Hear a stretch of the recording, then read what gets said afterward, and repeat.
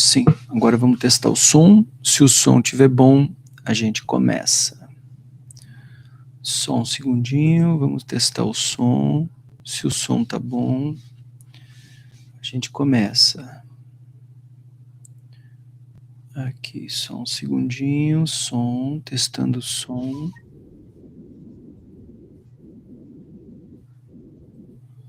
Perfeitamente. Então,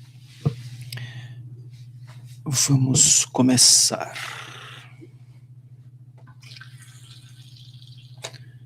Bom, então, olá a todas, olá a todos, sejam todas e todos bem-vindos, bem-vindas para esse final de manhã de leitura dialogada, rente ao texto, no qual, na aula pública, na qual a gente vai estar dando sequência à leitura do livro Tanques e Togas, o STF e a ditadura militar de 2018, do Felipe Recondo, jornalista que cobre STF em Brasília. Esse livro está na coleção Arquivos da Repressão no Brasil. E a gente vem lendo pedaços desse texto. A gente leu toda a introdução, todo o primeiro capítulo, depois fomos para o capítulo 5, se bem me lembro, cassações, como que se deram as cassações dos ministros da Suprema Corte quando chegou a ditadura militar, ao longo dos primeiros anos de ditadura pós-64, e agora a gente vai para o último trecho do livro, eu acredito que a gente vai mexer nessa leitura. E esse último pedaço que a gente vai mexer é o último capítulo. Capítulo 9, é onde encerra esse texto do Felipe Recondo. E tem por título O Supremo em Obras, e no PDF monstro que eu tenho, ele está na página 385. Então, bora lá. 385. Opa, passei um pouquinho aqui. O Supremo em Obras. Quem está no YouTube está tendo a experiência completa, consegue ver na tela o texto integralmente colocado, tá bem? Mas, de toda forma, muito obrigado para quem está vindo do chimarrão, muito obrigado para quem está indo para o chimarrão, muito obrigado para quem está acompanhando pelo TikTok, muito obrigado para quem está acompanhando pelo Instagram e muito obrigado para quem está acompanhando, claro, a leitura integralmente pelo YouTube. Quem quer saber das aulas anteriores, das leituras, aulas públicas anteriores, é só acessar a playlist Direito, Política e Sociedade. Eu estou para mudar essa playlist para Juridicando, mas ainda não tive coragem de mexer. Acho que eu devo terminar primeiro a graduação lá, que ainda não terminei. Está no finzinho, mas ainda não terminei. Aí depois talvez eu ou inicie uma nova playlist ou mudo simplesmente o nome desta aqui. Mas o título é Supremo em Obras, e tem uma epígrafe no início do capítulo que diz... Deixa eu só conferir o som mais uma vez, tá? Vocês sabem que eu sou muito desconfiado, então vou dar uma conferida no som. Som, tá tudo certinho, tá tudo ok. Em Brasília, você não é uma pessoa, você é um cargo. Cara, nada mais resume Brasília. Claro que ele está falando de autoridades, de pessoas minimamente insights. Tem muito trabalhador anônimo, 99,99% são trabalhadores anônimos, são João Ninguéms que perambulam por Brasília. Brasília é uma cidade muito peculiar. Brasília merece um estudo antropológico. Ela é uma cidade construída ao avesso. Normalmente as pessoas chegam e fundam uma cidade. Essa é a regra. Brasília foi o contrário. Foi fabricada pelo JK, e depois as pessoas foram chegando. É o contrário de todos os processos que a gente pode conhecer. A chegada do carnaval criava alguns inconvenientes para Bem-vindo Fernandes da Silva, homem simples e dedicado ao seu ofício de zelador do Supremo Tribunal Federal. Olha a fonte primária que o Recondo foi buscar isso. Passava as manhãs e as tardes às escondidas em seu pequeno quarto aos fundos do prédio do STF, na Avenida Rio Branco, no Rio de Janeiro. Era um bando de velhinhos que recebia o cargo de ministro da Suprema Corte como um título honorífico dado pelo presidente da República. Não tinha importância, a relevância que tem esse cargo, nem essa corte, nem esse poder como um dos 3 poderes da República, coisa que só foi adquirir tempos depois no Brasil. Como isso foi tardio, isso eu só me dei conta lendo aqui o Felipe Recondo. E à noite evitava acender as luzes. Não queria ser encontrado, melhor que não soubessem que estava em casa. Durante o feriado de carnaval não havia expediente no tribunal, nos cartórios e nas varas que dividiam o espaço com a Suprema Corte, mas aqueles funcionários que comemoravam as longas férias forenses, alguns deles graduados, eram os mesmos que por lá apareciam durante a festividade. Se os deixasse entrar, sabia perfeitamente, bem-vindo Fernandes, passariam ali o dia inteiro e varariam a noite atulhados nas varandas. De lá teriam um camarote VIP para o... porque o desfile era na Avenida Rio Branco. O prédio da Suprema Corte era um lugar privilegiado para assistir os desfiles das escolas de samba no Rio de Janeiro. Lá no inicinho, acho que o Recondo já chegou a tocar nesse tema. Teria um camarote VIP para o auge do carnaval carioca da época, a passagem das sociedades, como os zuavos carnavalescos. Zuavos carnavalescos. Nunca ouvi essa palavra. Os Tenentes do Diabo, o Clube dos Democráticos e o Congresso dos Fenianos, todos com suas mulheres lindas e luxuosamente seminuas. O carnaval carioca sempre foi seminu. Nessa época do ano, por instruções da presidência do tribunal, o zelador acionava o sistema de segurança máxima do STF. O status de segurança máxima do STF foi absolutamente alterado, logo não, muito depois disso, vidros blindados, seguranças armadas, não era um zelador dormindo num quartinho, no fundo, no escuro. Cadeados e correntes resistentes e funcionais eram grampeados às 2 grades do prédio para evitar a entrada de funcionários dedicadíssimos ou fulhões inveterados. Era tudo o que bem-vindo podia fazer. Não havia seguranças a acionar ou o corpo técnico preparado para lidar com situações como aquela. Afinal, o STF não contava com funcionários próprios. A estrutura mínima do tribunal sobrecarregava o seu faz-tudo. Ele era vigia, zelador, ele fazia tudo. Depois foi no outro, vocês sabem que eu já li, eu vou aproveitar e vou mostrar. Eu li o Felipe Recondo, esse foi o último, não é verdade? Esse é de 18. Depois, em 19, o Felipe Recondo escreveu, junto com o Luiz Weber, os 11, aqui no YouTube, no Instagram e no TikTok, que ele mostra que a Suprema Corte era dividida em 11 ilhas, cada ministro com sua agenda própria e tudo mais. 2019. Aí, em 2023, ele escreveu o Tribunal aqui no Instagram e no TikTok. O tribunal mostra como que o Supremo se uniu e formou um tribunal coeso diante da ameaça autoritária, leia-se, ameaça bolsonarista, pelo menos o seu líder, o líder da organização criminosa agora amarga pena na papudinha, ainda bem, é inacreditável se a gente pensar, cara, na última eleição, agora estamos a menos de 9 meses da eleição de 2026. Mas na última eleição, esse cara que agora está na papudinha, ele era o candidato que quase derrotou o Lula. Estaríamos imersos numa espiral fascista sem precedentes na história brasileira. É impressionante pensar nisso. Bom, volta aqui para a nossa leitura. Quando chamado a deixar o Rio de Janeiro para cuidar do Supremo em Brasília, que se mudou para Brasília, o Supremo, né? Bem-vindo desabafou. Não sei se poderei ir. 64, quando que inaugurou Brasília?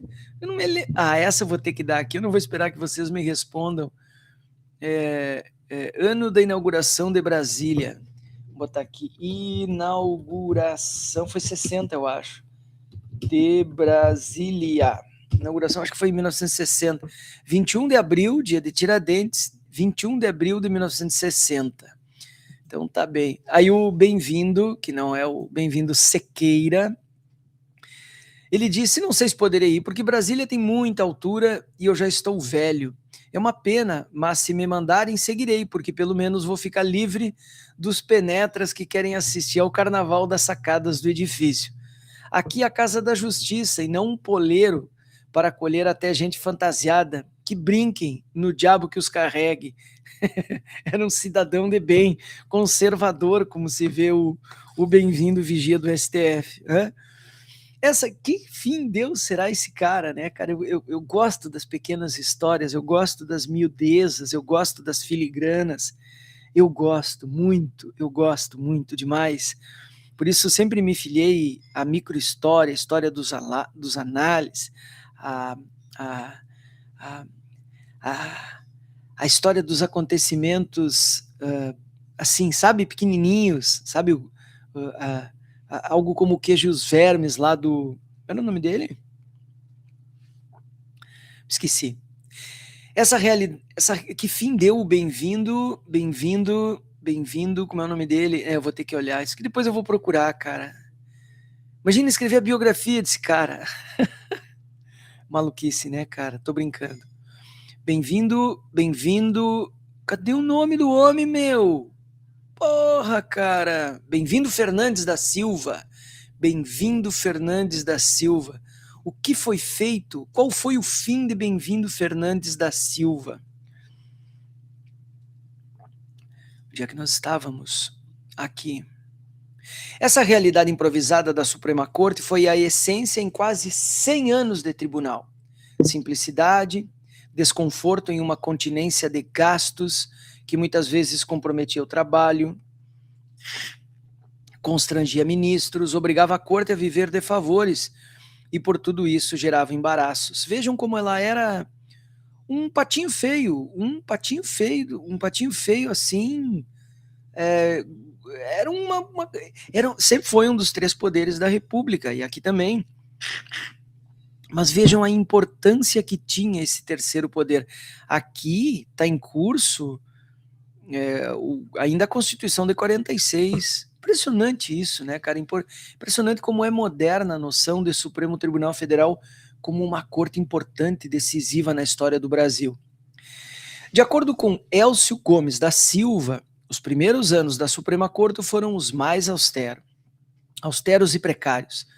Entre 28 de fevereiro de 1891, Primeira República, Segunda Constituição, e 6 de janeiro de 1892, os ministros dividiam espaço com juízes no velho edifício do Tribunal da Relação do Rio de Janeiro, na rua do Lavradio. Lavradio, deve ser como quem lavra, deve ser alguma coisa a ver com o mundo rural. O próprio Rio de Janeiro era uma cidade cheia de chácaras em volta, sítios e tudo mais. A gente vê isso lendo Machado de Assis. Nessa ocupação conjunta, os privilégios eram de quem chegara primeiro. Os ministros do Supremo lá estavam quase de favor e sofreram com isso. O desconforto e a precariedade eram tais que o magistrado mais velho do tribunal, o Visconde de Sabará, os caras tinham título de nobreza e por isso recebiam cargos na Suprema Corte. É impressionante esse critério. Propôs aos colegas que fizessem um protesto formal ao governo. A ata da sessão de 13 de junho de 1891 do STF registrou o queixume. O Visconde de Sabará pediu a palavra pela ordem e informou: tinha a propor que, por meio do senhor presidente, se represente ao governo a respeito do estado de indecência, se não de aviltamento do edifício. Cara, quem não conhece essa história está condenado a errar no futuro, a caminhar no escuro. Então, conhecer de onde saiu essa Suprema Corte, hein? Que hoje se agigantou, e eu não estou dizendo se agigantou a ponto de engolir e ficar maior que os outros, não, se agigantou a ponto de ser literalmente um dos três pilares, três poderes da República. Além de muitas nódoas, muitos rasgões no processo, e que não só por essa razão, como principalmente porque o tribunal não pode deixar de considerar-se desautorizado, sendo as sedes dos juízes que comparecem à cúpula do poder judiciário ocupadas todos os 4 dias da semana em que este tribunal não trabalha por juízes de inferior categoria e que haviam se apossado das chaves de todas as gavetas, não dispondo os ministros desse tribunal de lugar onde possam guardar seus... Mas que várzea, cara. Os outros juízes chegavam lá, ocupavam as gavetas, os ministros da Suprema Corte, que só trabalhavam um dia por semana, não tinha espaço, porque né, a vida, afinal de contas, é ocupar espaço. Ao final, pediu que o presidente da corte, o ministro Freitas Henrique, solicitasse ao governo um prédio exclusivo para o STF. Que barbaridade. Em conformidade com suas atribuições. Proposta nada desarrazoada, mas derrotada pela maioria dos colegas. A sugestão do Visconde de Sabará só teve apoio de 2 colegas, Costa Barradas e Pisa e Almeida. O nome dos caras. Todos tiveram, portanto, de permanecer no prédio, dividindo espaço com juízes de primeiro grau, os donos das gavetas tão cobiçadas naquele momento. Além dos problemas físicos, alguns ministros reclamavam da localização do prédio. Ou melhor, do estabelecimento comercial que ficava de frente ao STF na Rua do Lavradio, uma das mais frequentadas pensões da cidade. Mas credo! Aberta ao público a partir do meio-dia. E de acordo com os cronistas da época, repleta de beldades internacionais. Era o point do Rio de Janeiro, mano. Somente em 1892, por ordem do ministro da Justiça, os integrantes do STF passaram a ocupar um prédio melhor, mas ainda teriam de dividi-lo com a Corte de Apelação. Não era exclusivo, cara, era um poder qualquer. Além das condições físicas insatisfatórias, faltava ao tribunal dinheiro para tudo nos seus primeiros 60 anos. E, cara, olha só, o Recondo diz nos livrinhos que eu já mostrei ali atrás, ele diz que ainda no segundo governo, não, ele diz assim, no primeiro governo Lula, ainda o Supremo era visto como um prêmio benemérito para velhinhos de carreira jurídica que mereciam coroação. Aí o Recondo chega a dizer assim, só no segundo governo Lula que começaram, o Dirceu se deu conta, né, que era um cargo importante e era uma coisa de importante fazer por causa de algumas decisões que o Supremo interferiu na vida republicana e na vida do Executivo e na vida do Legislativo. Então notem, isso é a segunda metade a segunda metade dos anos 2000. É muito recente, é muito recente. Tá para fazer 20 anos que a gente conhece o Supremo Tribunal Federal com a importância e o tamanho que ele tem. Ele não tinha orçamento próprio. Os funcionários eram emprestados do Ministério da Justiça e as despesas pagas pelo Ministério da Fazenda. Diante dessa realidade, a biblioteca enfrentava uma realidade franciscana. O tribunal comprava seus livros a conta-gotas. As faturas eram recebidas ao final de cada trimestre e pagas pela Fazenda. Em 1946, para adequar seu acervo... deixa eu partilhar aqui, peraí. Muito obrigado para quem está chegando, do chimarrão, para quem está indo para o chimarrão. Eu vou fazer uma manobrinha aqui que eu acho interessante. Eu vou entrar como convidado com o meu perfil principal do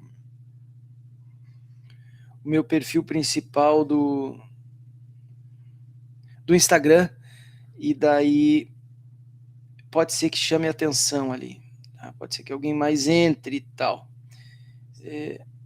Enviar solicitação. Mas é que ele fica com... Eu me esqueço, cara, que eu não posso fazer isso. Não posso porque o som fica ruim. Me esqueço das coisas, bicho. Em 1946, para adequar seu acervo às inovações da Constituição promulgada naquele... 60 anos se passaram. O Recondo deu um panorama da precariedade, da improvisação que a Suprema Corte vivia. Caminhou 60 anos, ou seja, a última década do século XIX e as 5 primeiras décadas do século XX. Aí vem a Constituição de 46, para adequar seu acervo às inovações da Constituição promulgada naquele ano, o Supremo teve de adquirir uma série de livros, especialmente sobre o direito administrativo. As notas não foram pagas e o tribunal tornou-se devedor do livreiro Coelho Branco. Na virada do exercício financeiro do governo, o livreiro, se quisesse receber, teria de protestar e enfrentar um processo fiscal burocrático e lento no Tesouro Nacional. Isso o fez desistir de receber o que lhe era devido. Para alívio do tribunal, a conta acabou por ser perdoada. Meu Deus, até calote a Suprema Corte deu na história. Para obter as estantes, quer dizer, a coisa é física, é material de expediente, que armazenariam os livros, o então presidente Bento de Faria, que revelavam um apreço especial pela biblioteca, peregrinou por órgãos públicos. O cara passou o chapéu. Conseguiu que o Arsenal da Marinha, que à época se ocupava com a construção maciça de navios de guerra, fabricasse resistentes estantes de ferro. Nossa, a coisa era... Eu precisava de um serralheiro bom. Depois de prontas, foram instaladas também pela Marinha, sem ônus para o tribunal, outro poder. Era tudo de empréstimo. Não, o improviso era regra aqui, cara. O lanche dos ministros, servido nos intervalos das sessões, resumia-se a chá e alguns biscoitos. Era tipo a Academia Brasileira de Letras, assim, sabe? Tu tá velhinho, tu tem uma boa produção intelectual e, sei lá, né? Tu quer um cargo na Academia Brasileira de Letras ou um cargo nos prêmios? Escolhe aí que a gente te bota. Meu Deus, cara. E mesmo simples e restrito, tinha verba dosada por José Silvestre. Era um sujeito ali, era o cara, né, cara, que funcionário responsável por preparar a merenda durante 12 anos. A água mineral era servida de vez em quando. Cara, isso é inacreditável, cara, inacreditável. Agora eu vou só, na verdade, eu vou só assistir, tá? Eu vou assistir, eu quero ver como é que tá o som. Agora eu quero ver como é que tá o som. Já que eu cheguei até aqui, eu quero ver como é que tá o som. Pera aí. Tchê. Alô, alô? Peraí. Peraí.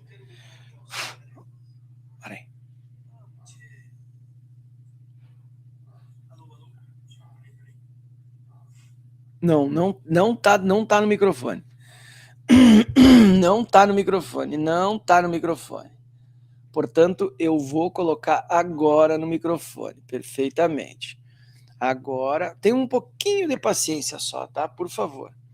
Agora sim. Agora eu vou pedir para entrar porque eu tô...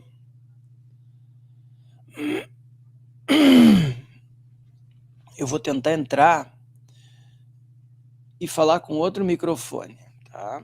Vou falar com outro microfone. Aqui, entrar no vídeo ao vivo, vou desligar a câmera e vou deixar o microfone ligado. Sim, aqui. Desligar a câmera e deixo o microfone ligado. Peraí que eu tenho que desligar o microfone aqui agora. E agora, Julie? Sem mesmo dava para desligar. Mano do céu.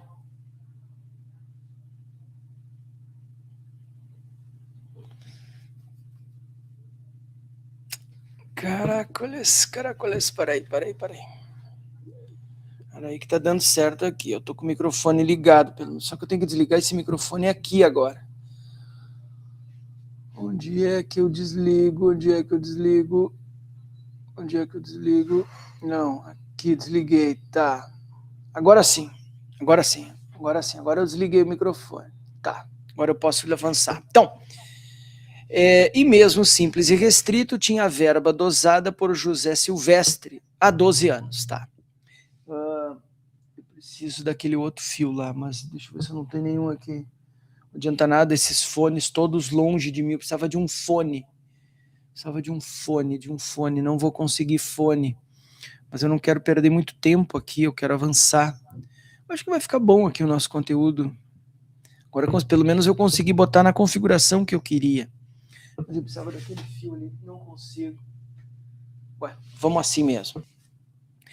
Então, funcionário está há 12 anos. Água mineral era servida de vez em quando.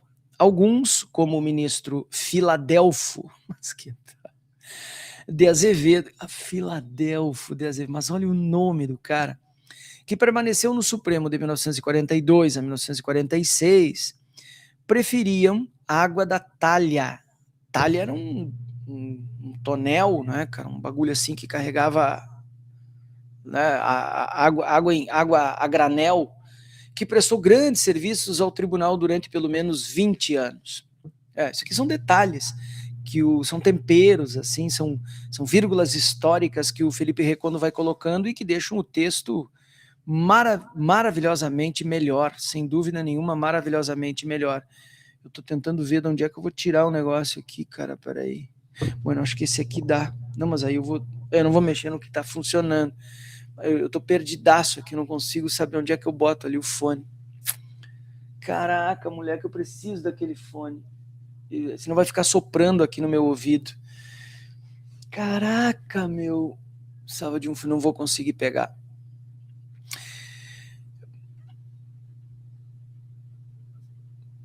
A segurança e o serviço de portaria, feitos somente durante o dia, eram de responsabilidade de guardas civis e de 2 policiais militares requisitados pelo STF.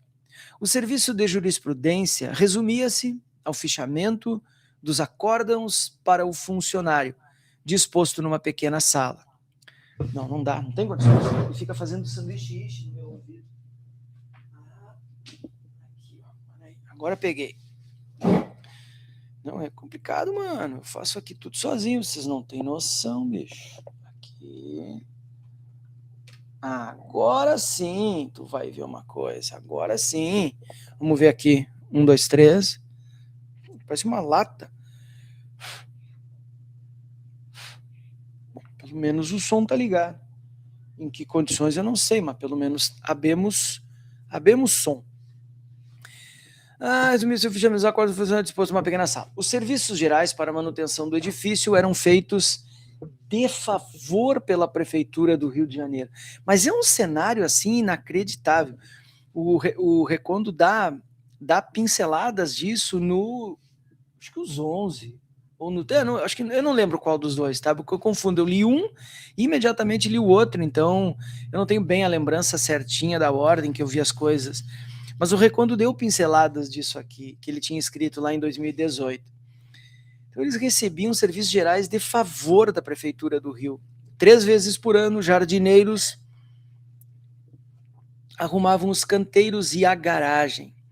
Em casos urgentes, como a falta de energia ou problemas na tubulação de água e esgoto, o zelador bem-vindo acionava sua rede de contatos para que a Light, a empresa de luz antiga de São Paulo, não, do Rio de Janeiro, a empresa de esgotos e a companhia de água consertassem o que fosse necessário. E claro, tudo de graça, pois o tribunal, lembremos, não tinha dinheiro. Os tapetes não eram como deveriam, limpos diariamente. Pelo contrário, recebiam faxina apenas quando o tribunal recebia visitas de chefe de Estado ou de presidentes de cortes de justiça de outros países. Quando a gente conta isso aqui, se não fosse um livro de um jornalista responsável e tal, se fosse alguém da direita tentando desmoralizar a Suprema Corte que contasse isso aqui, eu ia dizer, não pode, é mentira, vocês estão inventando isso aí para ridicularizar o Supremo, para desmoralizar. Não, isso tudo é verdade, isso tudo aconteceu, era assim que era mesmo, tá?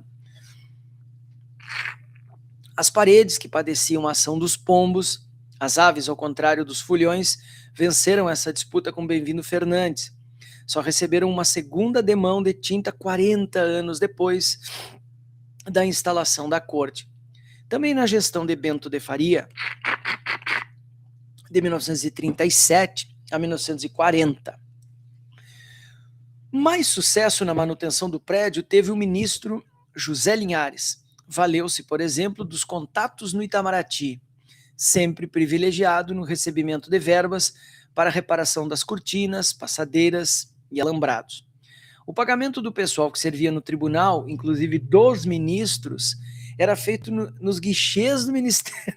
Imagina, o cara ia no guichê, cara, na boca de um caixa, assim, sabe? Eu me lembro do guichê. Não vou contar essa história, senão eu vou devagar demais. Mas eu tenho uma história sobre guichês para contar. Bom dia, Verônica. Olha, a Verônica chegou ali, ó. Eu tenho uma história para contar, cara. A Verônica lá de... é uma cidade perto de Pelotas, me lembro se Canguçu, Arroio do Tigre, ou Arroio Grande. Putz, não me lembro ali. Mas é uma cidade perto ali de... Ela fez um vídeo falando sobre o carnaval ali da cidade. Muito legal o vídeo. E ela é jurada ali. A cidade é governada pelo PDT e PT. Achei muito legal. Mas, enfim. Se tá ainda por aí, me diz qual a tua... Arroio Grande, exatamente. Arroio Grande. Perfeitamente, muito obrigado. Bom, então, eu tenho uma história sobre guichê, mas eu não vou contar. Não vale a pena agora. Volta. Vamos concentrar aqui na leitura, então não vamos fugir do nosso propósito. Então, receberam... sim, tá. Então eles recebiam... O ministro Supremo ia num guichê no Ministério da Fazenda e recebia o dinheiro em espécie, em mãos, assim, sabe? Mano, isso aqui é inacreditável, né? Foi somente depois de os magistrados enfrentarem percalços para receber o salário que o diretor-geral à época conseguiu do governo a designação de um funcionário responsável por pagar os vencimentos. Ele teria de levar o dinheiro envelopado na véspera, quer dizer, aí já era mais discreto, né? O dinheiro ia num envelope e tal. Ele teria de levar o dinheiro envelopado, inclusive os centavos, para entregar primeiro aos ministros do STF e depois aos demais servidores. Muito bom. Os magistrados, durante longo período, não possuíam automóveis. Somente o presidente da corte tinha à sua disposição um Packard, não sei que carro é esse, que depois foi trocado por um Lincoln, aí eu sei que esse eu já ouvi falar, com suas cadeirinhas de armar que davam ao carro a aparência criticada pelo ministro Orozimbo. Mas os nomes dos caras, meu.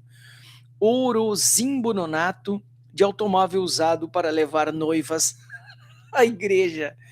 Outro subtítulo. Estamos aí, ó, bem certinho, ó, 30 e pouquinhos minutos. Muito obrigado para quem está acompanhando, muito obrigado para quem está vindo do chimarrão, muito obrigado para quem está indo para o chimarrão. Curte o vídeo, tá? Curte o vídeo, te inscreve no canal e bora para a leitura. A mudança para Brasília, aí eu acho que em 60, agora tá aqui, ó. Prometia melhorias nas condições de trabalho. Alguns, porém, resistiram a deixar o Rio de Janeiro nos anos 1960. Berço cultural do país. Sim, iam sair do fervo, do conforto de suas vidas no Rio de Janeiro para se meter no cerrado. Cara, o que você está lendo? Pergunta aqui o Danilo, Tanques e Togas. Eu tenho que mudar aqui a descrição do vídeo, né? Eu tenho que mudar. O camarada já me mandou ali, o Pipe me mandou uma sugestão de que eu botasse no TikTok a orientação. E eu botei só uma descrição, mas eu devo mudar. Eu tenho que botar a descrição do que eu estou lendo na hora. Eu fiz isso no Instagram. Quem está no Instagram, por exemplo, consegue saber o que eu estou lendo agora, nesse momento. Eu estou lendo o livro, estou lendo o último capítulo, capítulo 9. Eu já li o 1 e o 3. Eu li 2 capítulos, li a introdução, um capítulo lá no início, um capítulo do meio, e agora o último capítulo do livro Tanques e Togas, o STF e a ditadura militar, o que aconteceu com o Supremo Tribunal Federal quando chegou a ditadura militar, do Felipe Recondo, jornalista que cobre STF em Brasília. O livro é de 2018. Acho que vale muito a pena a gente conhecer a história do STF para compreender a importância que ele tem nessa quadra histórica que nós estamos vivendo agora, tá? É que no YouTube, camarada, você tem a experiência completa. Tem o livro, tem, né, tem sotaque, você vê o texto na tela, tá? Claro, obrigado. Sim, é verdade, Danilo. Eu não faço isso. Será que dá para alterar durante? Não vou mexer no que tá mudando, mas eu prometo. É uma falha minha. O camarada já me mandou fazer isso. Já me mandou. Então os caras não queriam sair do Rio de Janeiro, tava tudo certinho, eles estavam lá e tal, blá blá blá. Alguns, porém, berço cultural do país, com suas belezas, seus confortos e suas praias. Ah, claro, e se meter no Cerrado. Aí eu ia, quando o camarada fez ali a pergunta, eu ia lembrar que, porra, cara, Brasília, em 1960 não era Brasília de agora. Os aviões não eram os de agora, o ônibus não é o de agora, as estradas não são as de agora, os carros não são os de agora. Imagina, cara, você se meter naquele fim de mundo que era Brasília, seco, calorento, né, cara? Devia ser terrível. É terrível hoje, só que hoje, né, tem todas... Brasília também se transformou numa metrópole e tal, então ficou mais fácil. Ou não, como diria Caetano. Então, para migrar para Brasília, um lugar ainda em construção, sim, imagino. Em 1960, Brasília tinha andaimes, né, escadas betoneiras, né, tudo isso lá. Sem nada, senão a farta terra vermelha suspensa no ar pelo movimento dos caminhões e tratores que povoavam a cidade. Imagina, cara. Imagina a hostilidade que era Brasília nessa época. Trocar o consolidado pelo novo nunca foi costume do STF. Aqui o Recondo dá um bostaço, né, cara? Ele diz, bom, é uma corte conservadora, claro, sempre foi. Na sessão em que foi submetida a voto a proposta de transferência do tribunal para Brasília, 4 ministros votaram contra a mudança. Ari Franco, Luiz Galotti, Ribeiro da Costa e Barros Barreto. Os nomes. Cara, me apavoro com os nomes dos pinta. Deixa eu conferir se tá... Com 6 votos favoráveis dos ministros Gonçalves de Oliveira, Vilas Boas, Cândido Mota Filho, Nelson Hungria, o grande penalista, eu conheço ele dos estudos em direito penal, Hahnemann, Guimarães e Lafayette de Andrada. Essa sonoridade também vai aos pouquinhos povoando a paisagem sonora para a gente depois ter propriedade para falar, criticar e coisas do tipo. Foi aprovada a migração do Supremo. Explica-se. Os ministros não queriam arcar com o custo de desbravar a nova capital. Sim, estourar no deles. Eles viviam numa super precariedade lá onde estavam. Eu, se fosse ali, eu ia dizer, bom, a gente está precário aqui, que a gente está sob os holofotes, imagina se meter naquele fim de mundo do Cerrado lá, pura polvadeira, imagina se não vão nos esquecer lá. Eu, se fosse ministro da Suprema Corte, eu acho que eu pensaria assim também. Não queriam arcar com o custo de ser um desbravador. Faltava de tudo na Brasília prestes a ser inaugurada, não era nem inaugurada ainda. Foi em 21 de abril de 60, como salientava o ministro Luiz Galotti, citando em seu voto o relatório da comissão encarregada de avaliar as condições da nova capital, formada pelos ministros Nelson Hungria, Cândido Mota, Vilas Boas e pelo engenheiro e arquiteto Ademar Marinho, que eu não conheço. Lê-se no relatório do engenheiro Ademar Marinho que as obras do edifício, que é alguém falando, Galotti falando, que as obras do edifício do Supremo Tribunal se acham em fase de acabamento e de reparos na impermeabilização do terraço. Eu acho que já é aquele prédio que a gente conhece hoje. E que faltam piso na sala de sessões, luz e força definitivas, telefones, todo o mobiliário, persianas para controle da luz solar e bota solar nisso, pavimentação dos acessos ao prédio. Os elevadores estão assentes. O que é assente? Não sei o que é assente, desculpem-me. Assente. Assente. Significado. Não sei o que é assente. Adjetivo colocado, assentado. Tá.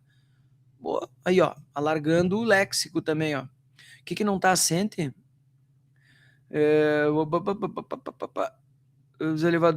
Os elevadores estão assentes, dependendo da ligação. Ah, estão colocados lá os elevadores, só não tem luz elétrica. O engenheiro verificou ao final que não haveria possibilidade de o Supremo funcionar normalmente na nova capital federal no dia da sua inauguração, em 21 de abril de 1960. Além da precariedade das instalações, outras debilidades da cidade assustavam alguns ministros. Eu ainda quero um dia ir a Brasília e circular por esses lugares citados. O setor onde tem hospital, o setor onde tem, sabe, sair daquele centrinho onde eu fico sempre ali. Queria ser, isso eu preciso fazer, sei lá, levar uma grana e alugar um carro, ou pegar um Uber e ver o que custa mais barato e tal. Mas eu queria muito conhecer. É que em Brasília tudo é longe, então ir de aplicativo acho que seria muito caro, sabe? De repente o transporte coletivo tira 2 dias para fazer isso e vai de busão, né, cara? E uma boa parte caminhando, que é caminhando que o cara sente o cheiro, ouve o som dos lugares, né? Eu sou antropólogo, por favor. Do relatório, Galotti ainda citou como exemplo da impossibilidade de mudança para Brasília o fato de apenas um estabelecimento vender leite in natura.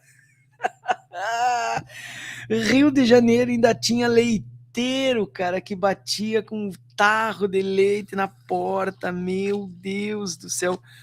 Sim, Brasília, como é que o cara ia chegar com leite? Entendeu? É muito longe. Tu vai ter uma chacrinha no que hoje são as cidades satélites, imagina. Mano, são pequenas coisas que fazem grandes diferenças. O ministro Nelson Hungria, em seu relatório, afirma que o que está em uso em Brasília é o leite em pó ou condensado, que daí já é doce. Claro, cara, ela já nasce, a Brasília já nasceu artificial em tudo. Galotti votava sim para que o tribunal se mudasse para Brasília quando a cidade apresentasse condições mínimas de habitabilidade. Eu acredito nisso aqui, muito. Olhando hoje, eu imagino como é que isso aqui era há 50 anos. Enquanto isso não acontecesse, não existia razão para cumprir a ferro e fogo o prazo estabelecido em lei para a mudança da capital. A preocupação, o futuro mostraria, tinha fundamento, mas não seria necessário aguardar muito tempo para comprovar esse fato. A comissão do Supremo, que foi a Brasília inspecionar as obras, teve de adiar uma visita justamente por falta de hospedagem. Sim, tinha um hotelzão só perto da Praça dos Três Poderes e quase que nada mais.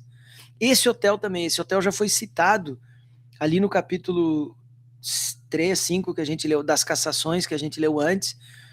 E esse hotel eu queria saber o que existe ali, se ainda é um hotel, se o hotel existe, se mudou de nome. Eu queria ver esse prédio, queria ver, entrar na portaria, sabe?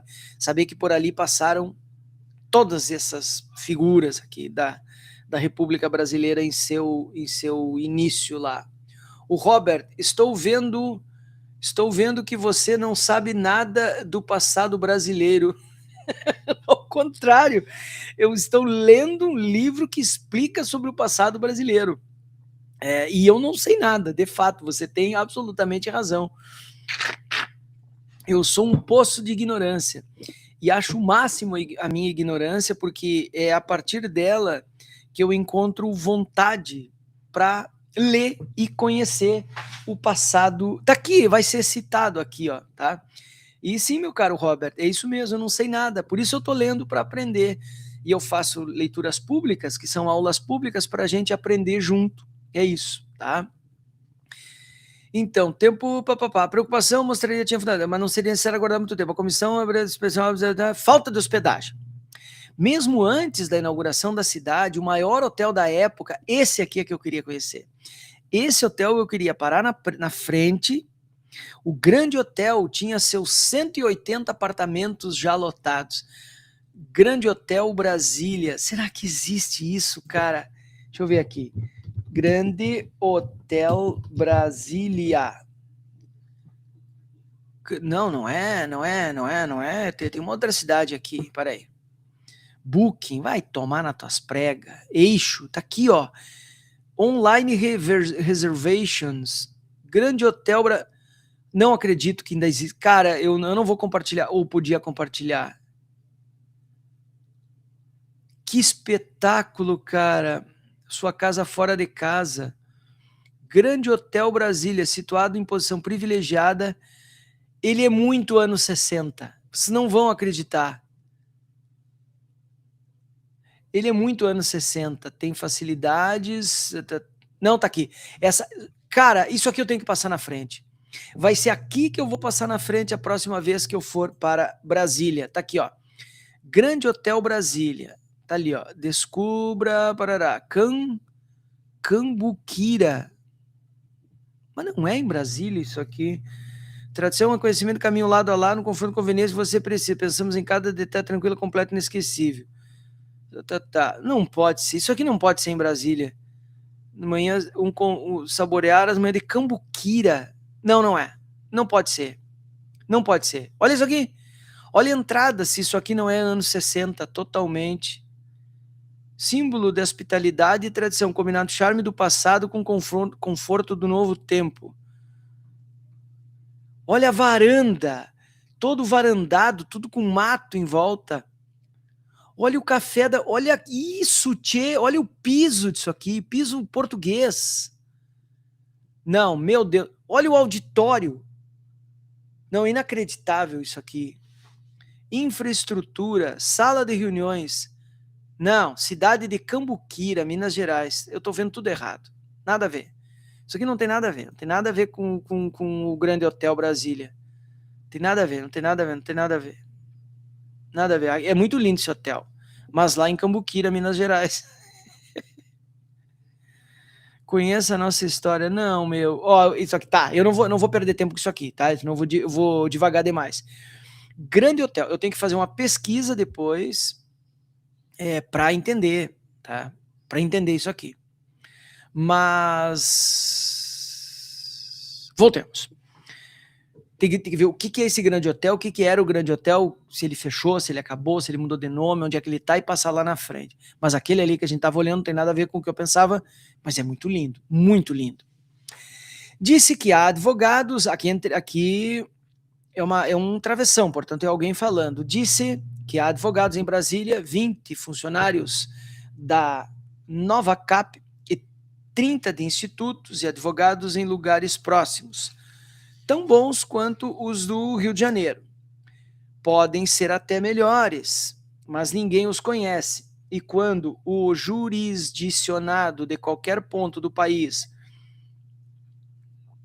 envia procuração a um Haroldo Valadão, a um Seabra Fagundes, a um Dário ou Dario Magalhães, deve ser Dario porque não tem acento, né? Seria uma paroxítona, então teria que ter acento. Então é Dario Magalhães a um Saboia de Medeiros, são todos nomes de ministros da Suprema Corte, tá?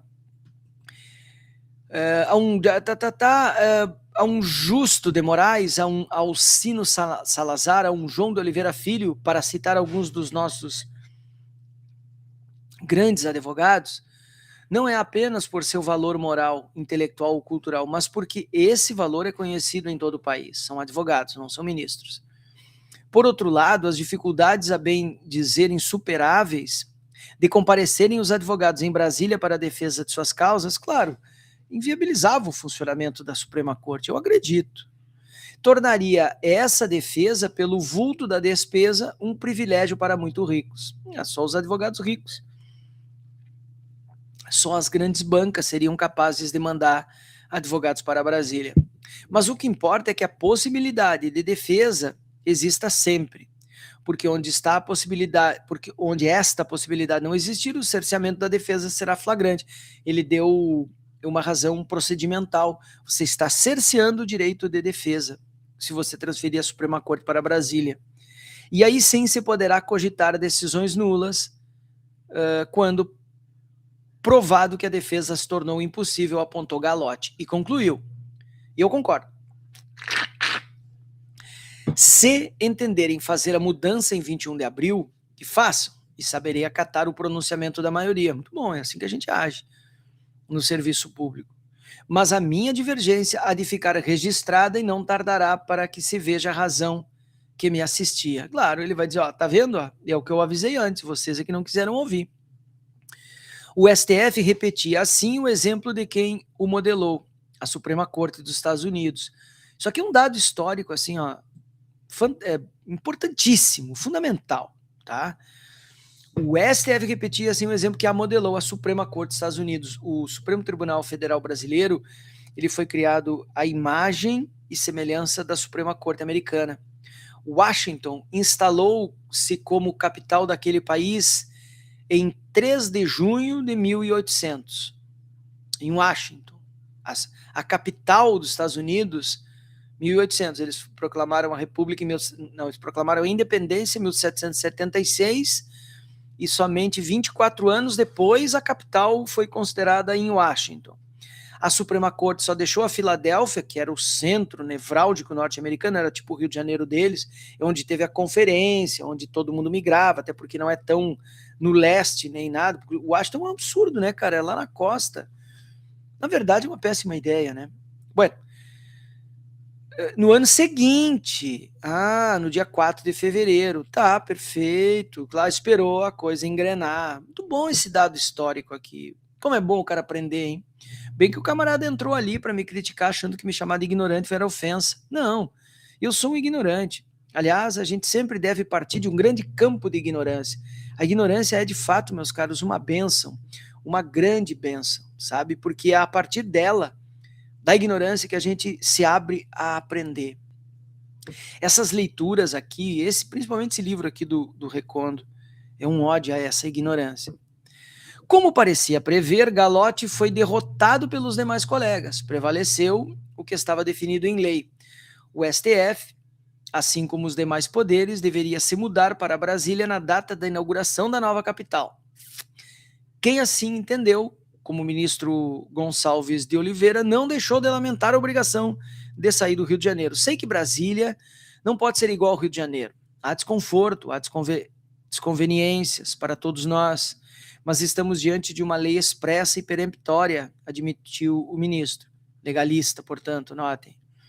A Constituição é expressa, o Supremo Tribunal Federal tem sede na capital da República. Então, se a capital é lá, ele deve migrar para lá, ponto, acabou. De acordo com o eminente ministro Nelson Hungria, que a gente já comentou, de acordo com a comissão composta desse eminente colega, do ministro Vilas Boas e Cândido Mota Filho, acho que devemos mudar-nos em 21 de abril para a capital da República para cumprimento da lei. Foi arriscado, hein? Definido o rumo do Supremo, 2 ministros também decidiram antecipar a aposentadoria. Tá vendo? Ó? A gente viu ali em cima, no capítulo Cassações, o fato de alguns ministros anteciparem suas aposentadorias. É óbvio que foi com o medo de sentiram que viria a cassação, eles resolveram se antecipar, com isso eles driblavam a cassação, que é sempre um problema, não é mesmo? Um problema para a sua vida funcional, como também em forma de protesto. Mas isso também tem que ser ponderado, hein? Se bem que aqui é 4 anos antes, mais de 4 anos antes do golpe. Não, menos de 4 anos, 4 anos antes do golpe. O golpe foi em 1º de abril de 64, nós estamos aqui em 21 de abril de 60. A sessão em que o Supremo era instalado na nova capital, nenhum dos dois perfeitamente. Ó. Nem compareceram. Tempos depois, voltaram atrás do pedido de aposentadoria. Ribeiro da Costa foi convencido pelo filho Sérgio, procurador da República naquela época. Papai, você vai gostar de Brasília, experimente, faça pelo menos uma viagem de alguns dias para cumprimentar os amigos. Que interessante isso aqui, meu. E o mais engraçado é que, bom, eu não li o livro todo na íntegra, tá? A gente leu toda a parte pré-textual, toda a introdução, todo o primeiro capítulo e um capítulo grande no meio. E agora estamos lendo o capítulo 9, que é o último. E é a primeira vez que aparece o nome do Niemeyer. E eu não fiz um Ctrl F aqui para saber se ele aparece, quantas vezes ele aparece. Mas vamos ver ali então o que o Recondo fala do Niemeyer. O menino, parei que o TikTok quer saber se eu sou um ser humano. Só um segundinho. É mais ou menos ali 1 hora de conteúdo. Tá, ô TikTok. Tá, eu vou provar para ti que eu sou um ser humano. Aqui eu vou encaixar uma pecinha dentro da outra. Vamos ver. Ah, que bom, reconheceu como um ser humano. Viu só? Ser humano, tá vendo? O ministro seguiu a orientação do filho e, ao se deparar com a obra de Niemeyer, decidiu permanecer na cidade. Eu voltei de lá, a primeira vez que eu conheci, disse para os meus camaradas de sessão sindical. É impressionante como é que um comunista, que deve ser sempre, em primeiro lugar, um humanista, conseguiu construir uma cidade, projetar e construir uma cidade tão exangue, tão anti-humana quanto Brasília. E, enfim, isso explica muita coisa. Cheguei de carro à tarde e não pretendia fazer outra coisa senão descansar. Mas à noite saí e fui até a Praça dos Três Poderes. Fiquei realmente empolgado e resolvi ficar. Para convencer Luiz Galotti, foi necessária a intervenção do presidente da República, principal entusiasta da nova cidade, Juscelino Kubitschek. Galotti atendeu o pedido para que permanecesse no STF. Foi uma conversa amável, serena. Eu achei que tinha de continuar os meus compromissos. E aí, um convencido pelo filho, o outro pelo presidente. O ministro seguiu para Brasília, onde ficaria até o final de sua judicatura. Nossa, cara, essa palavra aqui é interessante, eu nunca tinha operado com ela. Judicatura. Judicatura é vida judiciária, vida jurídica, melhor dizendo. Aos 70 anos, que era quando se aposentava o serviço público, até darem um golpe na Dilma, no segundo governo Dilma, e aprovarem a PEC da Bengala e fazer as pessoas ficarem até os 75. Com isso, impediram que ela, não que ela tenha nomeado bons ministros, pelo contrário, nomeou umas porcarias de ministros, mas pelo menos a gente pode dizer que sim, impediram ela de nomear mais 2 ministros que deveriam ser da sua confiança, mas não eram, né, cara? Não eram. Foi justamente o ministro nomeado pelo presidente mais golpista da história do Brasil, que deu o golpe na Dilma, que, entre aspas, aí tem salvado a democracia burguesa brasileira, a democracia em sua forma burguesa. Negava-se a tratar como definitiva sua ida para a nova capital, nunca estabeleceu uma moradia nela. Enquanto ali esteve, ficou hospedado no principal hotel, o Brasília Palace. Tá aqui, olha aqui, ó. Brasília Palace. É esse, não é o grande hotel. Tá vendo, ó? Brasília Palace. Esse aqui. Será que vale a pena eu fazer uma outra busca? Eu vou fazer outra busca. Esse aqui, para aí. Vocês vão me permitir. A gente está mais leve hoje, né? Mais toque me voe.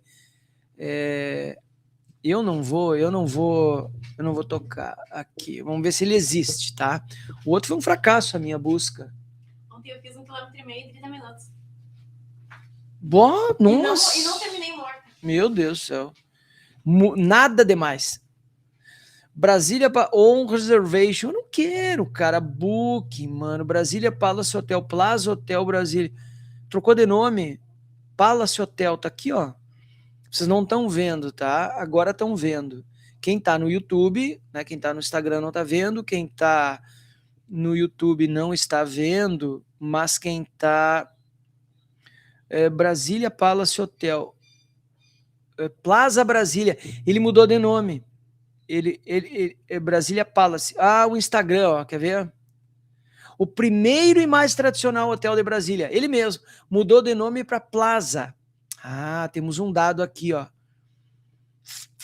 Plaza, tá aqui. Essa aqui é a página do hotel, ó. Férias no Palace, 20% off. Claro, eles estão fazendo desconto, porque ninguém vai para Brasília em janeiro, né? Cupom Barará. Olha, uma piscina oval. Olha ali. Tem som? É capaz de ter som, né?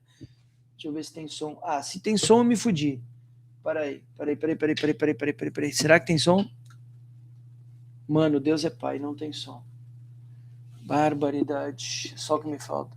Não, é luxuoso, né, cara? Não é pra qualquer chinelão. Eu vou... Se eu for, eu vou passar na frente.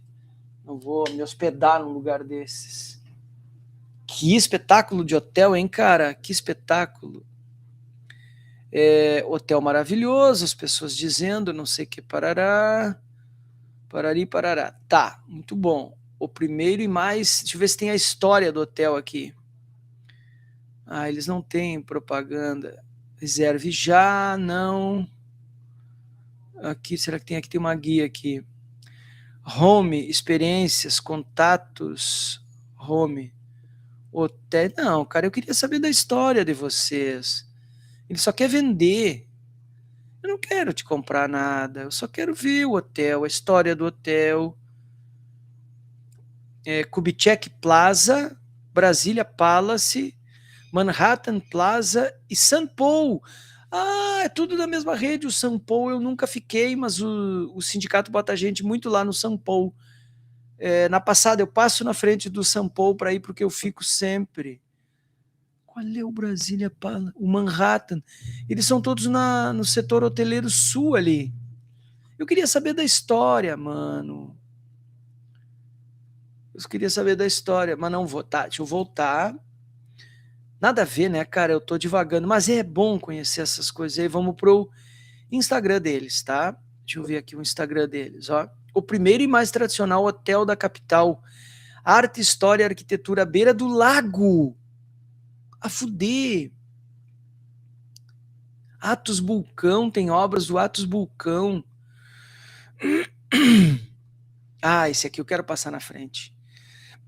Podem pensar que é coisa depois, podem me criticar, podem me chamar de colonizado, do que vocês quiserem. Casamentos, história, tá aqui, ó, história. No Instagram tem a história. Poesia e silêncio. Ah, mas é stories, cara. Não. Eu quero saber, não. Enfim, não interessa. Nada disso aqui importa. Volta para a leitura, compartilhar essa guia, fechar aquela outra lá. Então tá aqui. O Brasília Palace. Menos simbólica e mais explícita seria a demonstração de insatisfação de solidão escrita de punho no dia de finados daquele ano de 1960. Nos longes desta Brasília, de tudo o que mais lamento, não são as outras agruras, mas o duro esquecimento. Eis o que bem nos ensinam esses dias tão sofridos. Quem sofre mais do que os mortos são os vivos esquecidos. Que bonito isso, hein, cara? Não sei que tipo de... 1, 2, 3, 4, 8. É uma octilha. Nos longes desta Brasília, de tudo que mais lamento, não são as outras agruras, mas o duro esquecimento. Eis o que bem nos ensinam esses dias tão sofridos. Quem sofre mais do que os mortos são os vivos esquecidos. É uma grande verdade. Que bonito esse poema, hein? Bonitão.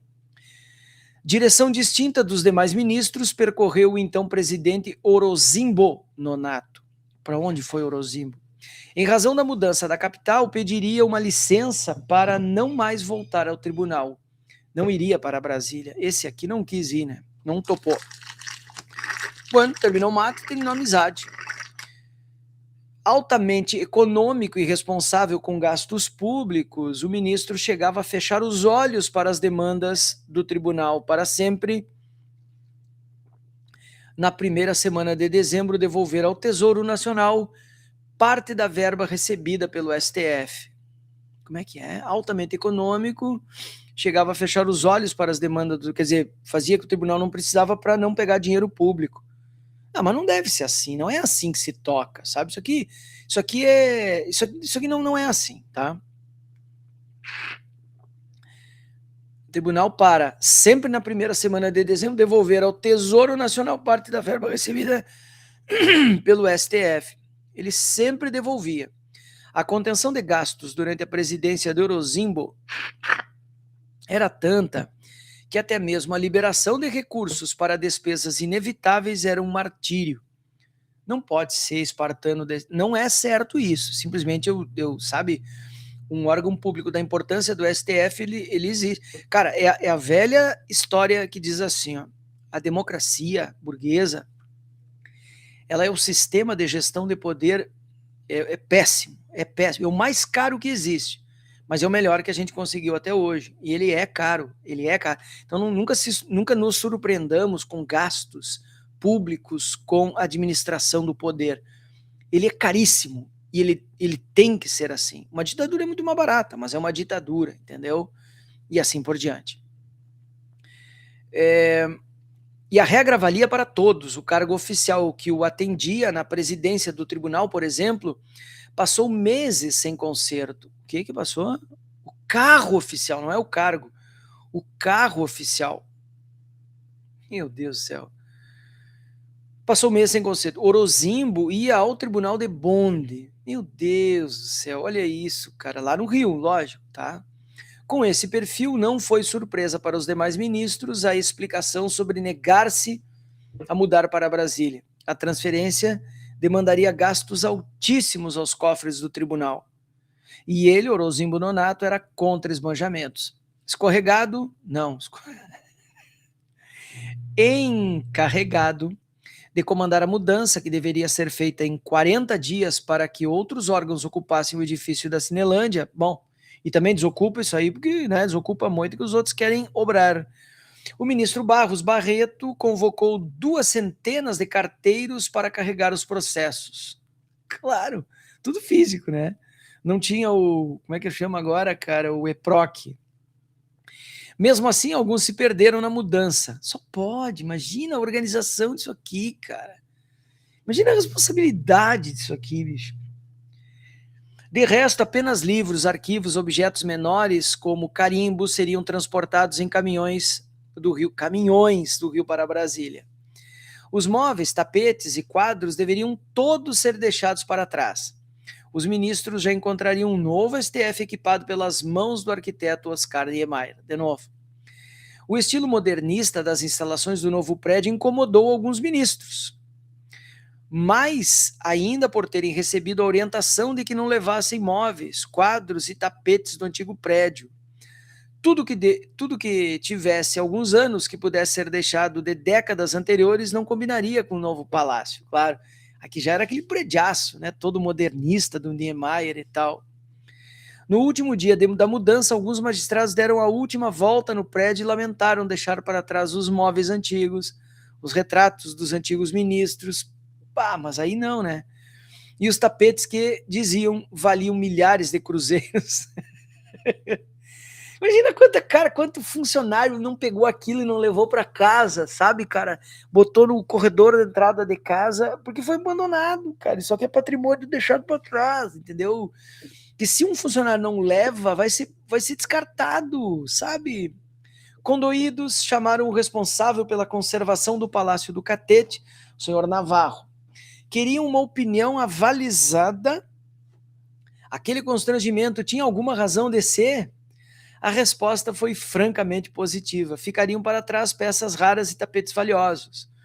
Os ministros solicitaram à empresa de mudança 2 caminhões extras para carregar a nova bagagem o mais rápido possível. Nessa correria, alguns retratos de ex-ministros se perderam. Pá, isso aqui sim, cara, isso aqui foram perdas no sentido de conservação museológica, sabe?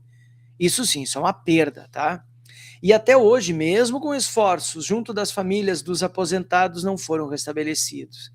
Perderam, os caras levaram, entendeu? Os caras simplesmente levaram. Tem como republicar no Instagram? Tem, né? Só que eu não sei fazer. Não sei fazer. Não importa. Quando chegaram a Brasília com toda essa carga extra, os ministros explicaram as razões ao presidente Barros Barreto, que, sem titubear, ordenou que se reformulasse a disposição das dependências do tribunal a fim de reservar espaço para a Sala da Saudade. Sala da Saudade. Criaram uma sala com bugigangue e quinquilharia. Orgulhoso da desobediência, o ex-diretor do STF, Hugo Mosca, verbalizou as críticas ao arquiteto. Pelos planos draconianos, claro, né, cara? Porque, pô, faz o cara abrir mão de toda a memória afetiva. De quem muito discordamos, a Sala da Saudade não existiria, mas estamos certos de que cumprimos um dever, desobedecendo a ordem de deixar no Rio tanta coisa bonita e de intrínseco valor. Só pode. Hoje, vários órgãos do governo em Brasília, imitando o Supremo e se emancipando dos grilhões do senhor Niemeyer, também tentaram restaurar seus móveis antigos num culto à tradição que o tempo não destrói, nem com sufrágio de mentiras dos falsos modernistas. Bah, ficou puto com o Niemeyer, hein, cara? Não cabia, né? Não combina nem estética, não, principalmente estética, né? Estamos falando aqui de um padrão estético, sobretudo estético, né? Sobretudo estético. Os primeiros estudos para a construção do Palácio do Supremo Tribunal Federal datam de outubro de 1957, 3 anos antes. Inicialmente não havia plano de Lúcio Costa e Oscar Niemeyer a determinação de qual lado da Praça dos Três Poderes o STF ocuparia. Pô, cara, ali ele ganha o status de um poder importante na República, que até então ficava lá na rua, não sei o que lá, né, na Rio Branco, no Rio de Janeiro, dividindo espaço com outras coisas. Não é que era um patinho feio, era uma repartição da República, e era um dos poderes da República, cara. Que incrível isso, né? Como demorou para a gente se dar conta da importância do Supremo. E se não fosse ele, hoje a gente estava imerso numa ditadura bolsonarista, fascista, claro. Se o vértice sul ou norte, o vértice, né, um triângulo, um vértice. Pelo projeto inicial, o prédio teria área aproximadamente de 8.844 metros quadrados. Haveria um subsolo destinado a abrigar as áreas técnicas e 3 níveis acima, o térreo e 2 andares. O que definiria a disposição do tribunal seria a sala de julgamentos, que ficaria disposta no térreo e definiria a localização dos salões, tá? Nobres e das entradas do prédio. No segundo andar estariam todos os gabinetes dos ministros, mais um salão nobre para reunião com autoridades, e a sala das becas, que é onde os caras vão lá botar a beca é a roupa, aquela que você bota, tá? Tem a, como é que chama aquela capa preta lá e tal. Cercada por salas destinadas aos servidores responsáveis pelos apoios administrativo e judiciário.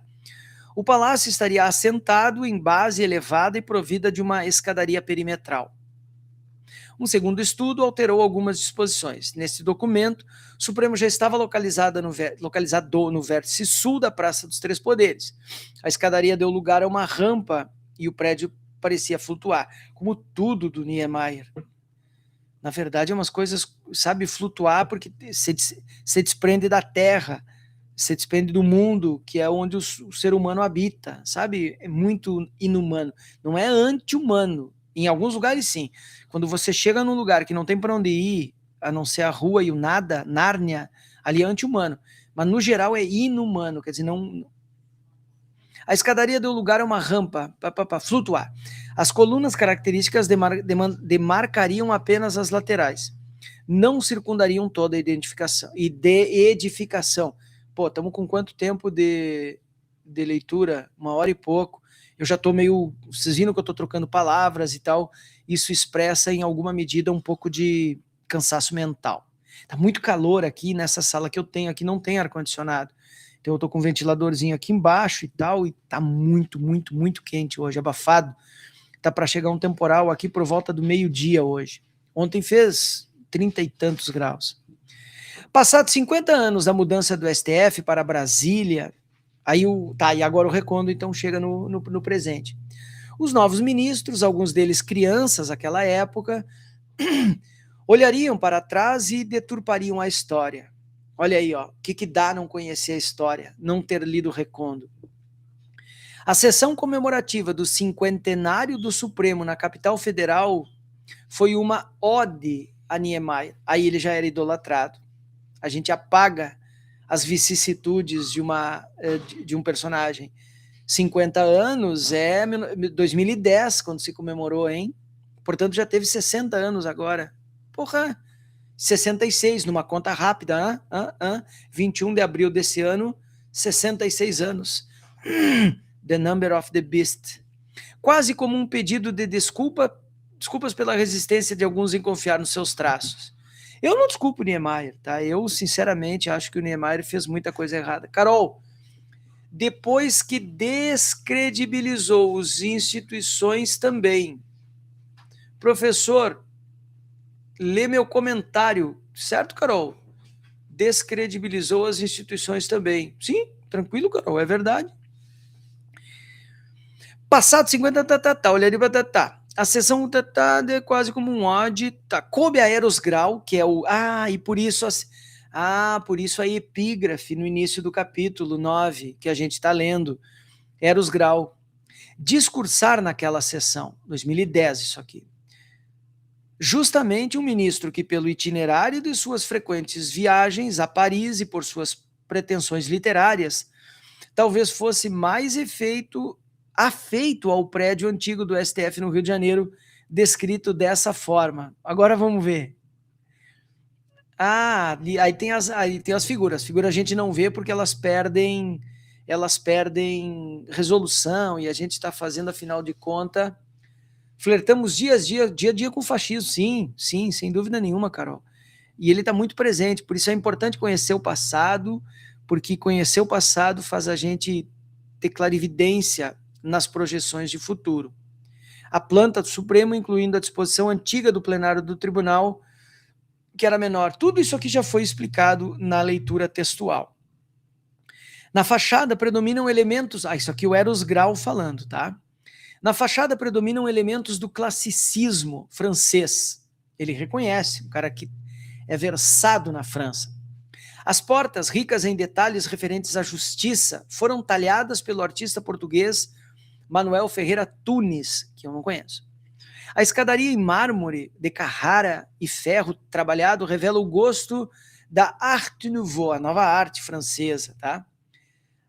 As janelas retangulares lembram as góticas e as balaustradas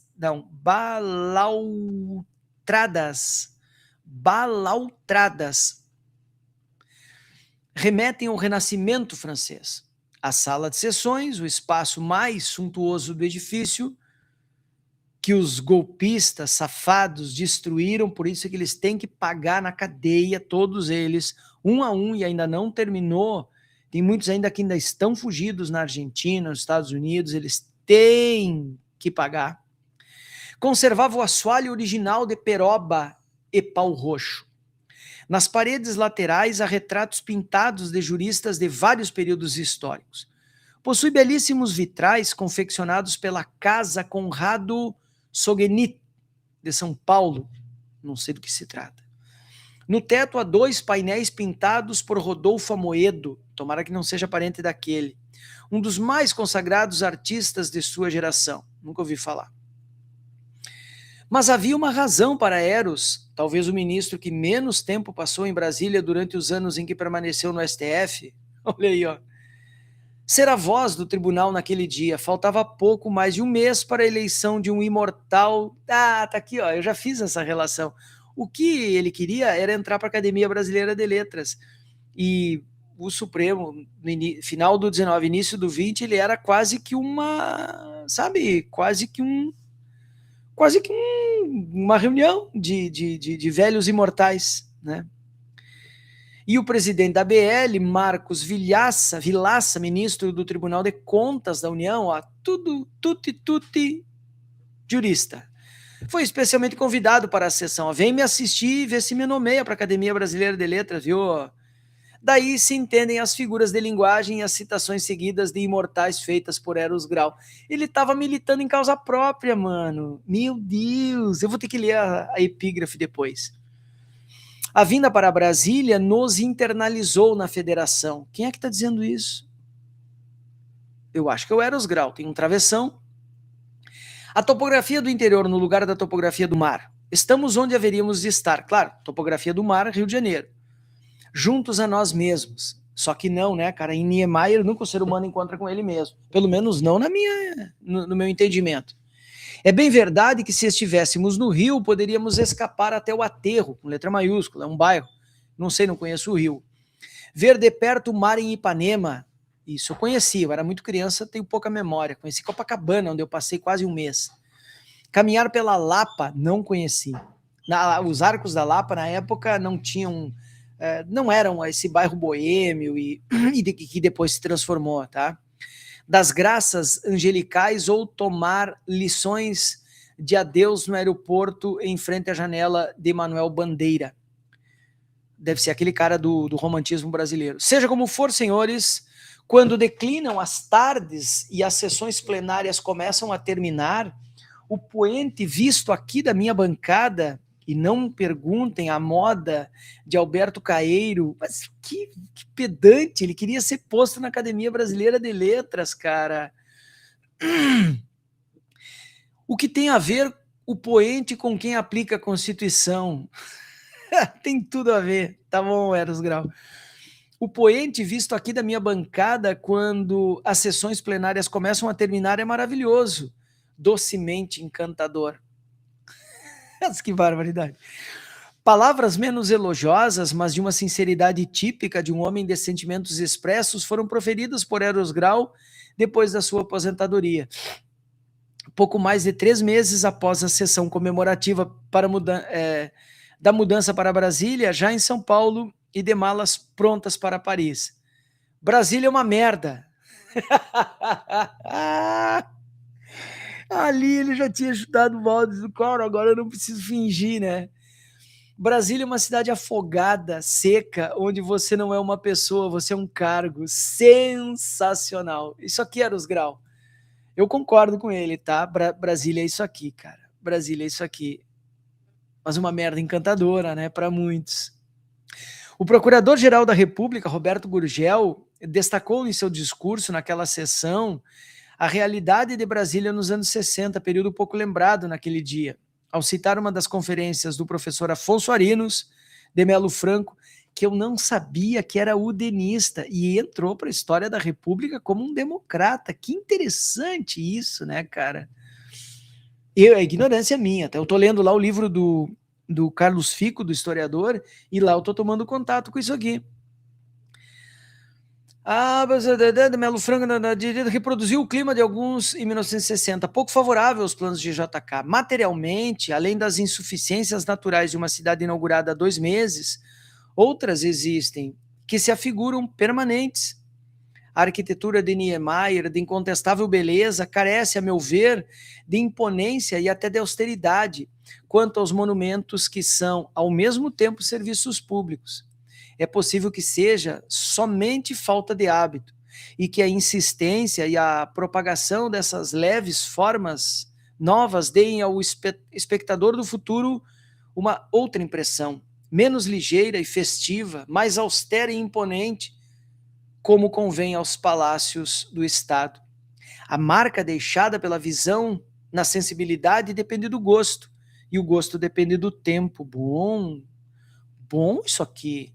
Mas a falta de intimidade, quase diria, de recato no trabalho dentro desses cubos de vidro, muito bom ainda, é que me parece defeito grave e difícil de ser sanado. Os edifícios dos ministérios que se sucedem na Avenida do Congresso, né, a esplanada lá e tal, além de muito pequenos, velho defeito da arquitetura de Niemeyer, sim, cuja experiência no Ministério da Educação no Rio nada ensinou, são ambientes pouco propícios à meditação, ao estudo, às severas decisões dos homens de governo, conscientes de suas tarefas. Excelente descrição.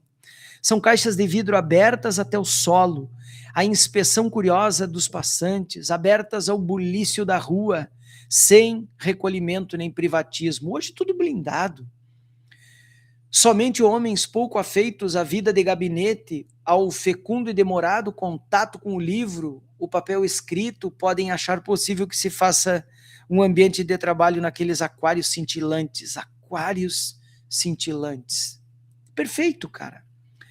Se por um lado a vida íntima fica defendida apenas pelas cortinas e persianas, por outro a falta de terraço, sacadas e verdadeiras janelas ajunta o devassamento, a sensação de falta de liberdade.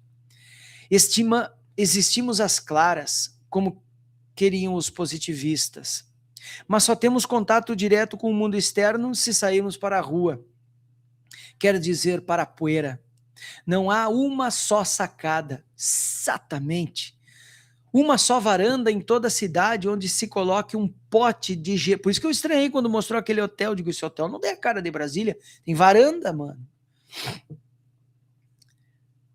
Um pote de gerânio ou uma gaiola dourada de canário cantador. Ainda bem, né, cara? Canário em gaiola ninguém merece. Niemeyer falou-me em necessidade de disciplina para a vida em comum, mas eu acho que disciplina não se confunde com prisão, ainda que seja clara. Falta em Brasília individualismo, personalidade, liberdade. Individualismo não, né? É o que ela mais é. Sou de opinião que se deve manter o conjunto urbanístico, o estilo arquitetônico também integrados de Lúcio Costa e Niemeyer. Mas a homogeneidade dos conjuntos não impõe identidade dos aspectos particulares. Harmonia não é monotonia. Nada mais harmônico que uma velha cidade alemã ou uma nova cidade americana, de casas de madeira e jardins sem muro. Mas a personalidade, o gosto, a necessidade de cada qual se exprime na liberdade das soluções. Minha concepção de ordem e disciplina é verdadeiramente democrática. É esta irredutível sensibilidade democrática que se sente opressa em Brasília. Quanto falta ainda? Eu estou na 407. Não, tem muito ainda. Não vai rolar. 407 eu tenho que... cara, tem muito ainda pela frente, mano. Meu Deus do céu. Me dei mal, hein? Me dei mal. Vai ficar longa demais essa leitura. A nova sede do STF foi aberta aos ministros no dia 21 de abril de 1960. Data da inauguração de Brasília. Deixa eu ver aqui. Data da inauguração de Brasília. A sessão de instalação do tribunal compareceram à sessão com crase o presidente do Supremo à época, Barros Barreto, e os ministros Lafayette de Andrada, Nelson Hungria, Cândido Mota, Filho, Vilas Boas, Gonçalves de Oliveira, além dos substitutos de Ribeiro da Costa e Rocha Lagoa. Esse não tinha aparecido na história, como diz o Mário Quintana. Sampaio Costa e Henrique Dávila. Encerrada a sessão, os trabalhos só seriam retomados em 15 de junho. Inaugurou 21 de abril, 2 meses depois os caras voltaram para trabalhar. O prédio cheirando a novo, com paredes recém-pintadas, salões de mármore, arquitetura moderna, móveis e equipamentos novos, cadeiras confortáveis. Era luxuoso se comparado aos primeiros anos do STF. Sim, os primeiros anos lá no Rio, na República Velha da Espada. Cada ministro dispunha de uma pequena sala com 16 metros quadrados. Hoje isso aqui está completamente mudado. Num dos livros ali, o Recondo dá um novo panorama, são gigantescas, personalíssimas, em que ficavam uma secretária e seu telefone, uma datilógrafa e sua máquina. A partir de 1963, o secretário jurídico, solitário na tarefa de auxiliar na pesquisa de jurisprudência, naquela época, somente o ministro redigia os votos. Hoje ministro nenhum redige voto, cara. Hoje eles têm juiz substituto, que começou quando o Supremo viu a demanda que tinha, o Recondo conta isso também. No total, o novo prédio abrigaria, além dos 11 ministros, 330 funcionários. Belo panorama. A mudança para a capital criou outra necessidade. No Rio de Janeiro, os ministros se valiam com facilidade do sistema de transporte coletivo para seguir diariamente para o tribunal. Em Brasília, nos primeiros anos, o transporte público inexistia. E ainda hoje, passados mais de 50 anos, hoje quase 60, o livro é de 2018, permanece precário. Foi preciso comprar carros para que os ministros se deslocassem para da sua residência para o STF. A necessidade tomou ares de luxo com o passar das décadas. E em determinada época chegaram a cogitar andar de carros blindados, olha aí, ó. Mesmo que Brasília ainda guarde um relativo clima de tranquilidade. Apesar dessa estrutura riquíssima na comparação com os primeiros anos do Supremo no Rio de Janeiro, o tribunal via sua carga de trabalho decolar ano a ano, claro. Cada vez ele foi ganhando mais importância também funcional. Em 1960, assustadores 2.423 processos foram distribuídos para os ministros. Os ministros de hoje costumam rir quando ouvem esse número tão inferiores aos atuais. O projeto pensado por Niemeyer estava aquém das necessidades, já nasceu aquém, mas a culpa não era dele. A proposta para o novo prédio foi encaminhada ao tribunal. Niemeyer queria receber sugestões. Novo prédio, isso aqui eu desconhecia. Quer dizer que o que a gente conhece hoje não foi aquele de que você falou até agora. Fosse adequado ao dia a dia da corte que ele desconhecia. Seu pedido de ajuda, sua demonstração de respeito foi ignorada. Pelas explicações do ministro Luiz Galotti, não houve uma recusa em colaborar com a obra que nenhum dos ministros via com bons olhos. O que teria ocorrido seria um mero acidente. Os magistrados não se negaram a colaborar com os consultores da obra de Niemeyer. Aconteceu que, enviado o projeto ao presidente do tribunal, um funcionário o propôs sobre um armário, opôs Guilherme sobre um armário, onde ficou esquecido.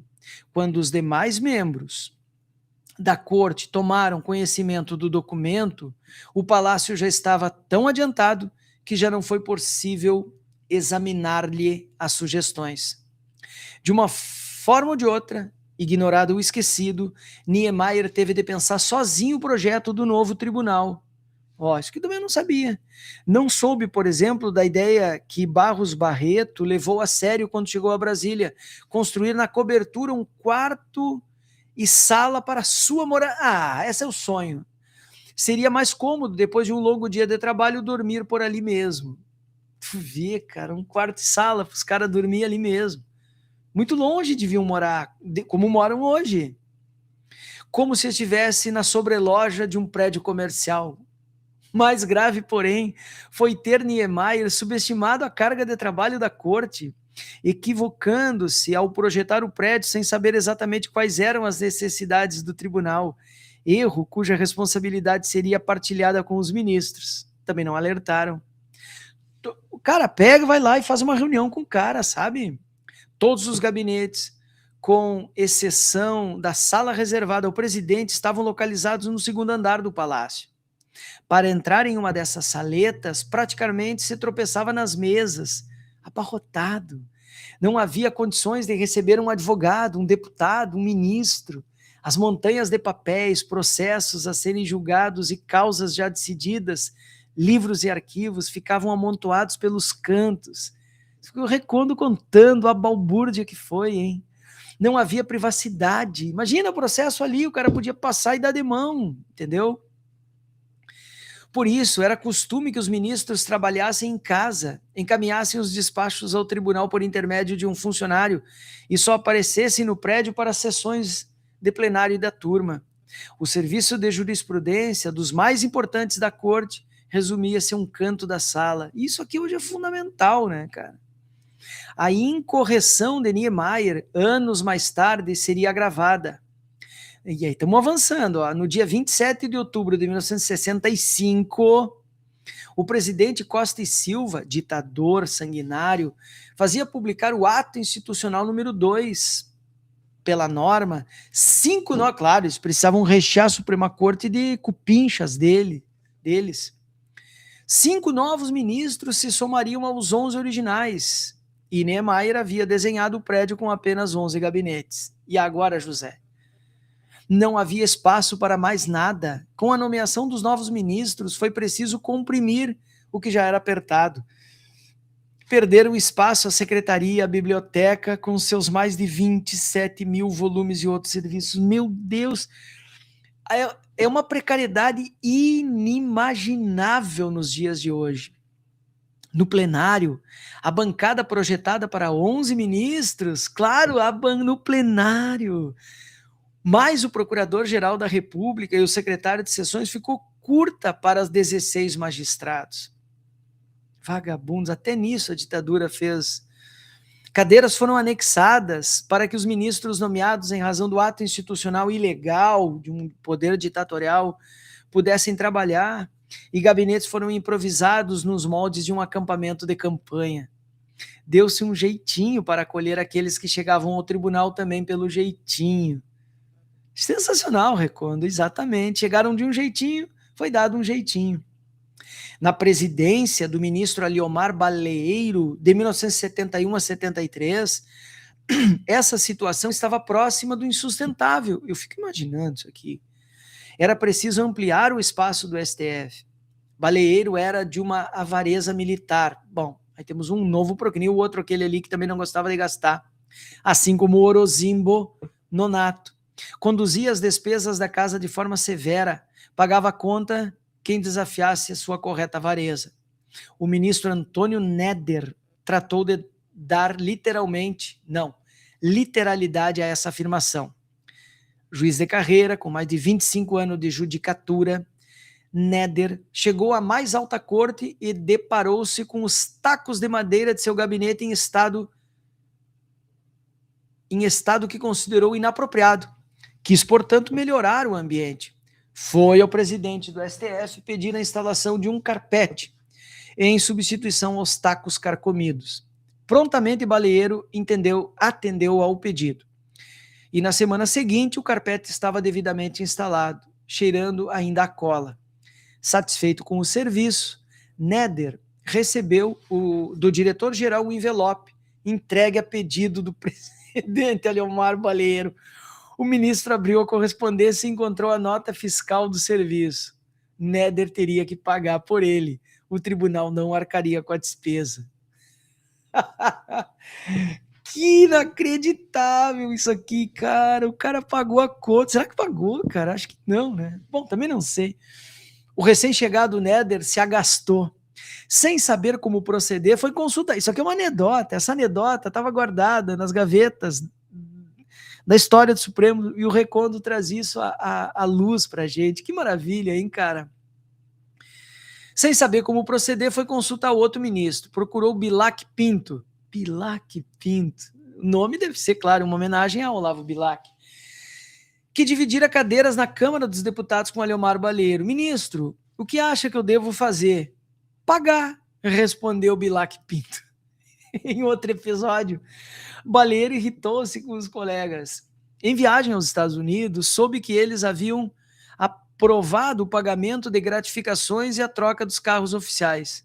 Gratificação de gabinete e carros do STF, armados na minha ausência, escreveu em seu diário no dia 10 de junho de 1972. Pelo jeito, o Recondo tem acesso a esses dados primários, o que é sensacional, né, cara? Foi também na gestão de Baleiro que a decoração do plenário ganhou um quadro do pintor Masanori Uragami, nasceu em 18, morreu em 2004, denominado Bandeirantes de Ontem e de Hoje. Foi pendurado atrás da cadeira do presidente. Não é possível saber quando o crucifixo saiu do plenário. Isso seria interessante saber, hein? O pouco que se sabe é que houve resistência de integrantes da corte à disposição da figura religiosa. Houve, como é que é? Houve resistência de integrantes, claro, imagina um crucifixo ser colocado. É um absurdo que ele esteja lá. E o Recondo não consegue saber quando é que foi posto. Mas os caras resistiram, porque você pode ter sua fé, você pode usar, inclusive, um crucifixo no peito, no seu corpo físico, mas não pode ter na Câmara de Vereador. Cara, as câmaras de vereador é crucifixo em público. Eu cheguei a ter uma pasta anos atrás que era crucifixo em público, não sei que fim deu essa pasta. Deve estar guardado em algum lugar aí. Eu guardava isso como forma de colecionar, sabe? É um absurdo isso, né, cara? Mas, enfim. Também está ali por uma questão estética também, o que é pior ainda. Mas volta para o texto. Resistência de integrantes da figura religiosa, que contraria a laicidade do Estado, claro. Baleiro se dizia agnóstico e não admitia a sombra de um crucifixo sob os julgamentos do tribunal. Mas é óbvio. Parecia com isso contar com o apoio de Oswaldo Trigueiro. Quando deixou a presidência, ele e Trigueiro suspeitavam que o ministro Eloy da Rocha, ou Eloy, não sei, é um Y no final, tentaria recolocar o crucifixo na parede. Abre aspas aqui. Oswaldo Trigueiro disse que Eloy não sairá da presidência sem pôr um Cristo no pleno. Lembrou Baleiro. O crucifixo dourado, de autoria de Alfredo Seschiatti, 1918-89, datado de 1977, voltaria às paredes do tribunal após a reforma do plenário. Olha aí, ó. Em 1976, a sala de sessões passou a contar com um mural de relevos de Atos Bulcão. Esse é o que a gente conhece. Que bonito, é uma obra linda, suntuosa, né? 1918, 2008. Em mármore bege, Bahia. Não sei o que isso significa. A cruz foi disposta num dos espaços ao final de 1978, na presidência do ministro Thompson Flores. Thompson Flores foi ministro da Suprema Corte. Interessante esse nome, né? Bom, eu não vou me deter, tá? Enfim, vamos terminar aqui, então, nesse ponto do texto, a gente termina a leitura de hoje, tá? E muito obrigado para quem está vindo do chimarrão, muito obrigado para quem está indo para o chimarrão. Hoje fizemos aí, ó, uma aula longa, uma leitura pública, uma aula pública. Vou começar a botar o nome de leitura pública, tanques e togas, tá? E na próxima a gente começa exatamente do ponto que a gente parou na página 412. Muito obrigado a todas, muito obrigado a todos. Compartilhem o vídeo, republiquem e se inscrevam no canal. Não se esqueçam, viu? Bebam água, se alonguem, leiam, preservem vínculos e se organizem em coletivos. A luta, camaradas. Abraços.